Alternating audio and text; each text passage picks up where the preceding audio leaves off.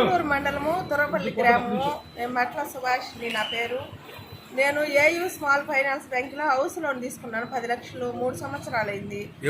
ఈ ఆత్మకూరులో అయితే 2 సంవత్సరాల నుంచి ఈఎంఐ కట్టాను. 1 నెల కూడా డిలే కాకుండా మొత్తం కట్టాను.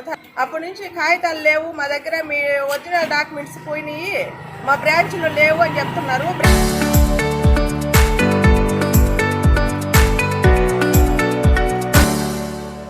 బ్రాంచ్లో కాగితాలు లేకపోతే నాకు లోన్ ఎలా ఇచ్చారని నేను అడుగుతున్నాను.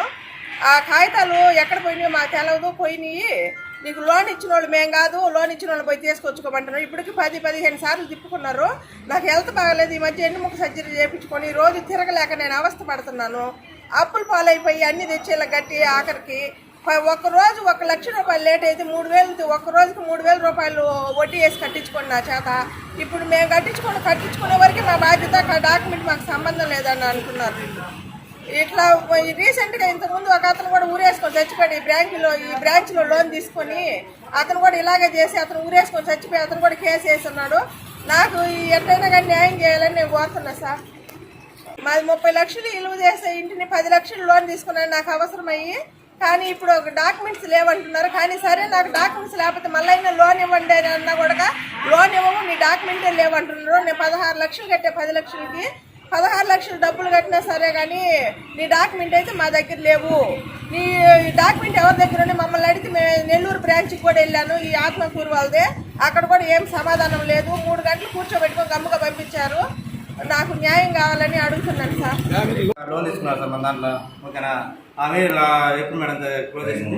నవంబర్ 19 క్లోజ్ చేశారు. ఓకేనా, మేము మెయిల్ పెట్టాము, డాక్యుమెంట్ మిస్యూజ్ అయినాయి. ఓకేనా, టోటల్ పేమెంట్ రిలీజ్ అయింది. డాక్యుమెంట్ రీక్రియేషన్ కోసం పేమెంట్ రిలీజ్ అయింది.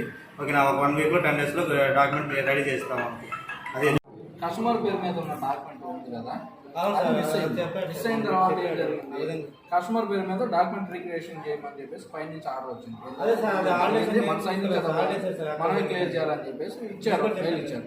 సో దాన్ని ఏం చేయాలి, కస్టమర్ పేరు మీద ఉన్న డాక్యుమెంట్ తీసుకొని సీసీ కాపీ పెట్టుకొని మాటగా రిలీజ్ చేసి కస్టమర్ నుంచి వాళ్ళ హస్బెండ్ గారికి కొత్త డాక్యుమెంట్ క్రియేట్ చేయమని చెప్పారు. Local to global news at your finger tips. మీ చేతిలో ఒక ఆయుధం. Download Raw TV app.